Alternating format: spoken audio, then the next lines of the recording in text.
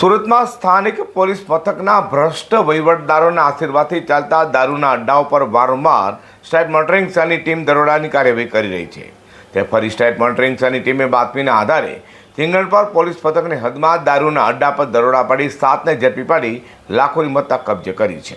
State monitoring સેલની ટીમે બાતમીના આધારે સિંગણપર પોલીસ મથકની હદમાં ડબલી રોડ પર સરદાર પટેલ સોસાયટી પાસે મુંબઈ બસ પાર્કિંગની બાજુમાં આવેલા ખુલ્લા પ્લોટમાં ચાલતા દારૂના અડ્ડા પર દરોડા પાડી ત્યાંથી વિદેશી દારૂ, વાહન અને રોકડા તથા મોબાઈલ ફોન મળી 3,58,000થી વધુની મત્તા સાથે 7 આરોપીઓ સુમન પઠાણ, દીપક કિશોર, ધર્મેન્દ્ર રામદુલાર પટેલ, જગદીશ ભીખાભાઈ છાટ્રોલા, વિપુલ બાબુભાઈ પીપલિયા, સતીશ ડાયા મકાસણા અને હિતેશ શાંતિલાલ પટેલને ઝડપી પાડ્યા હતા।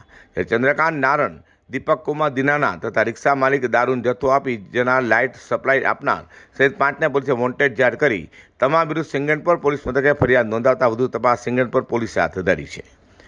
Bureau report news.